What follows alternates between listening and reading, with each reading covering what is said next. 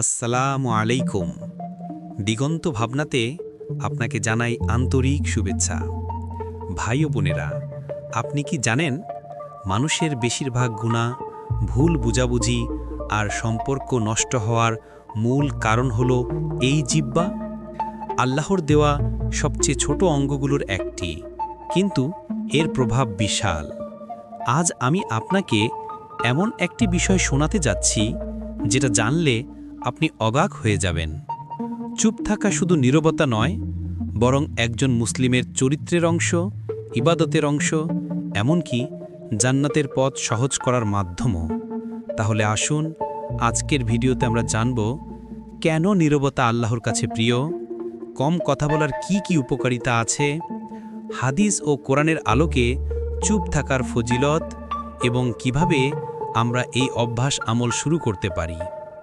এই ভিডিওটি দেখুন একা, ধ্যান করে, ইনশাআল্লাহ আপনার চিন্তা ভাবনায় পরিবর্তন আসবে। প্রিয় দর্শক, আমরা মানুষ হিসেবে প্রতিদিন অসংখ্য কথা বলি। কারো সাথে ঝগড়া করি, কারো পেছনে বদনাম করি, কারো সামনে প্রশংসা করি, আবার কখনো অযথা হাসি ঠাট্টা করি। কিন্তু কি ভেবে দেখেছেন, আমাদের বলা প্রতিটি শব্দ আল্লাহর কাছে নথিভুক্ত হয়? কোরআনে আল্লাহ তাআলা বলেছেন, মানুষ যা উচ্চারণ করে তার পাশে সদা প্রস্তুত পর্যবেক্ষক ফেরেশতা রয়েছে। সূরা কাফ।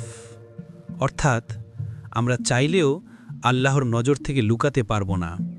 তাই ইসলামে কম কথা বলা এবং অযথা কথা থেকে বেঁচে থাকা এক মহৎ ইবাদত হিসাবে গণ্য করা হয়েছে। রাসূল সাল্লাল্লাহু আলাইহি ওয়াসাল্লাম বলেছেন, যে ব্যক্তি আল্লাহ ও পরকালে ঈমান আনে সে যেন ভালো কথা বলে অথবা চুপ থাকে। সহিহ বুখারী ও সহিহ মুসলিম। এই হাদিসটি স্পষ্টভাবে বলে দেয়, আমাদের প্রতিটি শব্দ হয়তো সওয়াব নিয়ে আসবে, না হয় গুনাহ হয়ে যাবে। তাই বুদ্ধিমান মুমিন সেই যে অযথা কথার চেয়ে নীরবতা বেছে নেয়।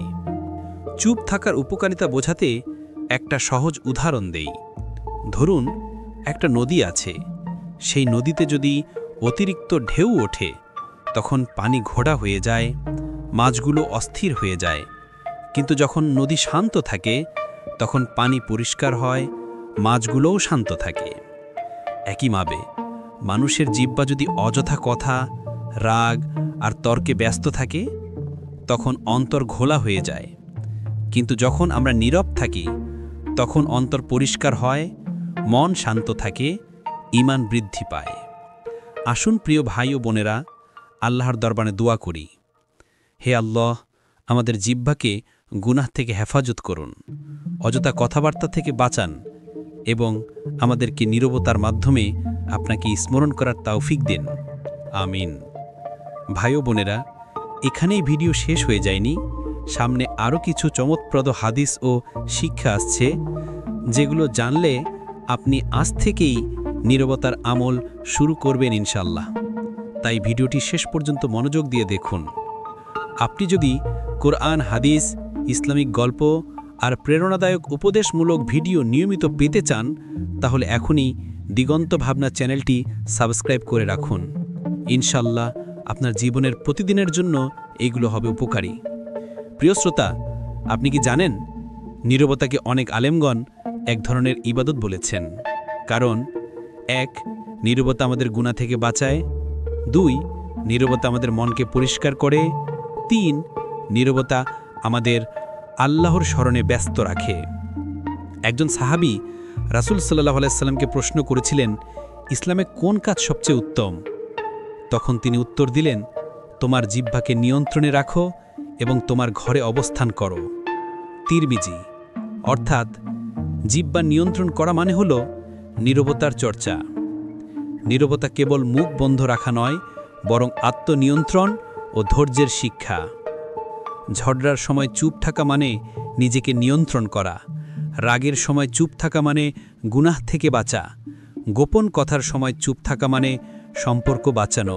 রাসূল সাল্লাল্লাহু আলাইহি ওয়াসাল্লাম বলেছেন, শক্তিমান সেই নয় যে কুস্তিতে অন্যকে পরাজিত করে, বরং শক্তিমান সেই যে রাগের সময় নিজেকে সংযত রাখে। সহিহ বুখারী, সহিহ মুসলিম। চুপ থাকার মাধ্যমে আমরা ঠিক এই আত্মনিয়ন্ত্রণই অর্জন করতে পারি। ভাই ও বোনেরা, আজ আমরা বুঝলাম চুপ থাকা কোনো দুর্বলতা নয়, বরং ঈমানের শক্তি।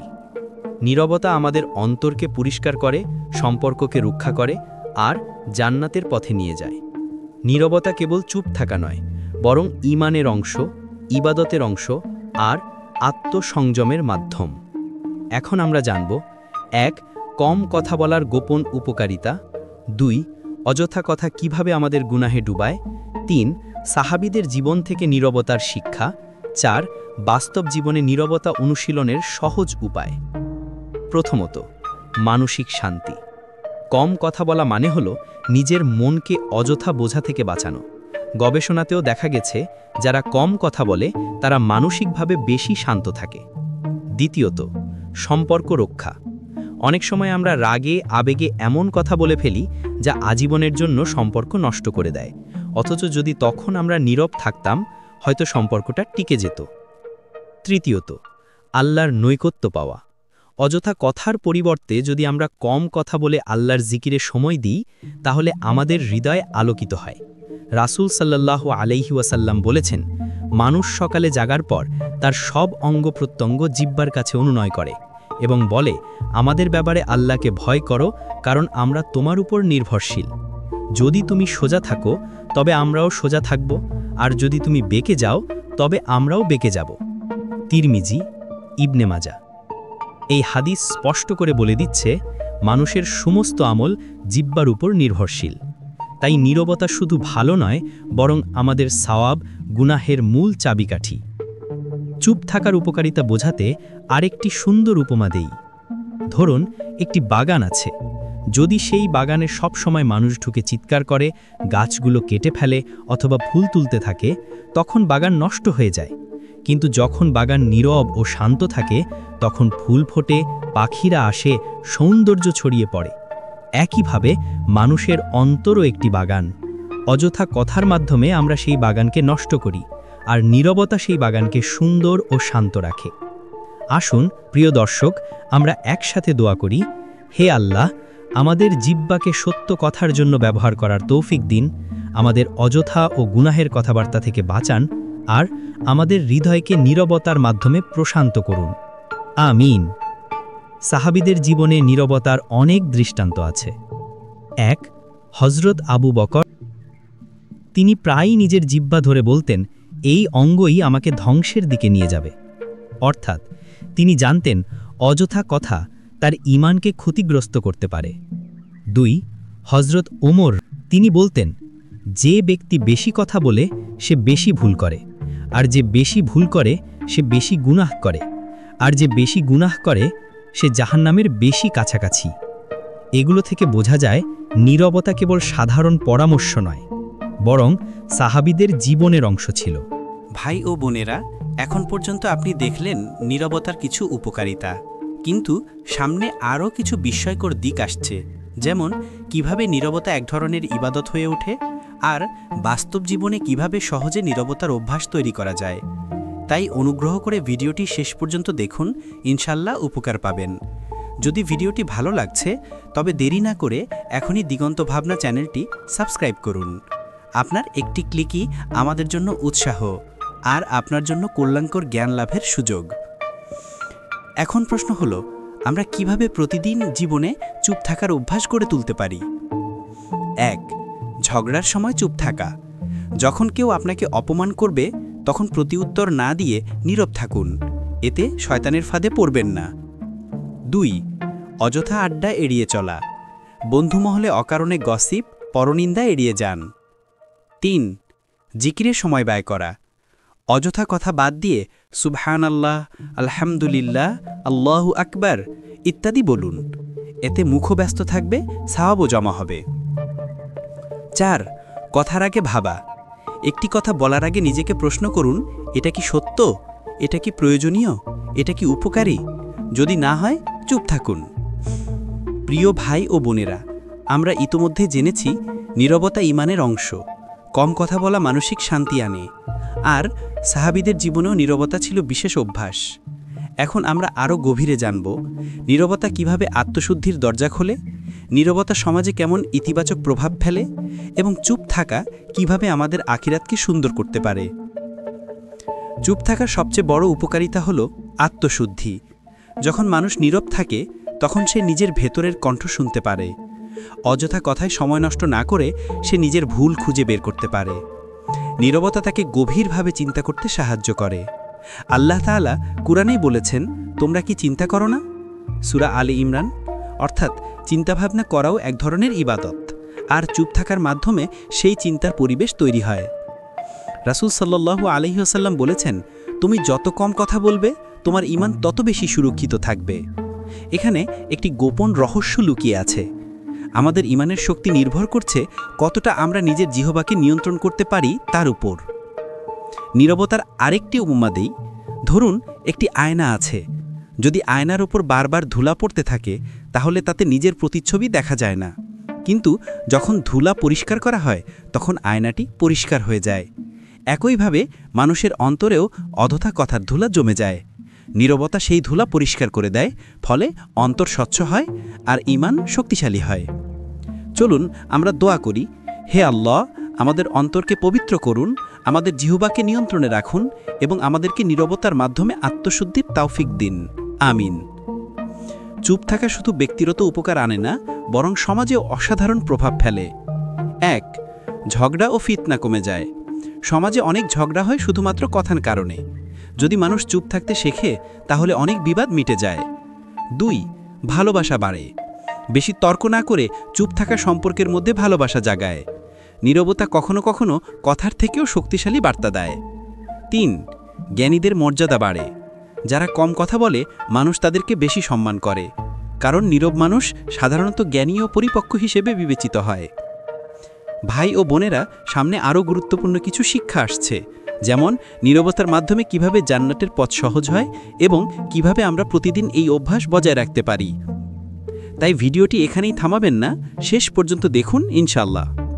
ভাই ও বোনেরা, যদি এখনও দিগন্ত ভাবনা চ্যানেলটি সাবস্ক্রাইব না করে থাকেন তবে এখনই সাবস্ক্রাইব করে নিন, যাতে করে কুরআন হাদিস ভিত্তিক এমন অনুপ্রেরণামূলক ভিডিও আপনি নিয়মিত পান। রাসূল সাল্লাল্লাহু আলাইহি ওয়াসাল্লাম বলেছেন, মানুষ তার জিহ্বার কারণে জাহান্নামে মুখ থুবড়ে পড়বে। এটি খুবই ভয়াবহ সতর্কবার্তা।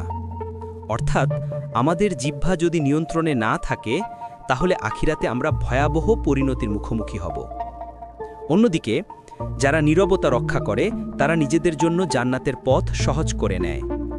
এক সাহাবীর ঘটনা আছে, একবার তিনি রাসূল সাল্লাল্লাহু আলাইহি ওয়াসাল্লামকে জিজ্ঞেস করলেন, হে রাসূলুল্লাহ, ইসলামী জীবনের কোন বিষয়টি সবচেয়ে নিরাপদ? রাসূল সাল্লাল্লাহু আলাইহি ওয়াসাল্লাম উত্তর দিলেন, তোমার জিহ্বা নিয়ন্ত্রণে রাখা। সাহাবী তখন খুব অবাক হলেন, কিন্তু রাসূল সাল্লাল্লাহু আলাইহি ওয়াসাল্লাম ব্যাখ্যা করলেন, মানুষের সব আমল ভালো হলেও যদি তার জিহ্বা নিয়ন্ত্রণে না থাকে তাহলে সব বরবাদ হয়ে যেতে পারে। তাই নীরবতা রক্ষা করা আসলে পুরো দিনের অর্ধেক নিরাপদ রাখার মতো। আসুন আবার দোয়া করি, হে আল্লাহ, আমাদের জিহ্বাকে আপনার স্মরণে ব্যস্ত রাখুন, গুনাহ থেকে বাঁচান আর আখিরাতে নীরবতার মাধ্যমে জান্নাতের পথ সহজ করুন। আমিন। এখন আমরা আলোচনা করব নীরবতা কিভাবে ইবাদতের মান বাড়ায়, কিভাবে প্রতিদিন জীবনে নীরবতা অভ্যেস করা যায় এবং নীরবতা থেকে আমরা কেমন আধ্যাত্মিক শক্তি পাই। ভাই ও বোনেরা, ইবাদতের মধ্যে সবচেয়ে গুরুত্বপূর্ণ হলো খুশু বা মনোযোগ। যখন আমরা নামাজ পড়ি কিন্তু মনের মধ্যে বিভিন্ন অযথা কথা ঘুরতে থাকে তখন খুশু নষ্ট হয়ে যায়। যখন আমরা কুরআন তিলাওয়াত করি কিন্তু জিহ্বা অযথা কথায় ব্যস্ত থাকে তখন সেই তিলাওয়াতের প্রভাব অন্তরে পড়ে না। নীরবতা আমাদের অন্তরকে শান্ত করে, মনকে পরিষ্কার করে। এর ফলে নামাজে মনোযোগ বাড়ে, কুরআন তিলাওয়াতে প্রভাব বাড়ে, দোয়া কবুল হওয়ার সম্ভাবনাও বাড়ে। রাসূল সাল্লাল্লাহু আলাইহি ওয়াসাল্লাম বলেছেন, মানুষের সব আমলের মধ্যে সবচেয়ে বেশি গুনাহের কারণ হলো তার জিহ্বা। তিরমিজিতে বর্ণিত হয়েছে এটি বোঝায় যে যদি আমরা নীরবতা শিখি তাহলে আমরা আসলে আমাদের ইবাদতকে সুরক্ষিত রাখি, কারণ নীরবতা গুনাহকে কমায় আর গুনাহ কমলে ইবাদতের মানও বেড়ে যায়। নীরবতা ও ইবাদতের সম্পর্ক বোঝাতে একটি উপমা দেই। ধরুন একটি মোবাইল ফোন আছে, যদি ফোনটি অনেকগুলো অযথা অ্যাপ চালাতে থাকে তবে ব্যাটারি দ্রুত ফুরিয়ে যায়। কিন্তু যখন অপ্রয়োজনীয় অ্যাপগুলো বন্ধ করে দেওয়া হয় তখন ব্যাটারি দীর্ঘ সময় চলে। একইভাবে অযথা কথাগুলো হলো অপ্রয়োজনীয় অ্যাপের মতো। এগুলো আমাদের ইমানের শক্তি খেয়ে ফেলে, কিন্তু যখন আমরা নীরব থাকি তখন ইমানের শক্তি সঠিকভাবে ইবাদাতে খরচ হয়।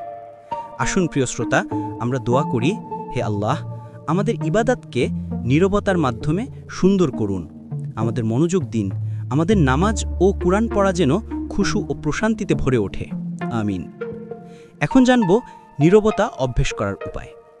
নীরবতা জীবনে অভ্যেসে পরিণত করতে কয়েকটি ধাপ অনুসরণ করা যায়। ১. প্রতিদিন নির্দিষ্ট সময় চুপ থাকা।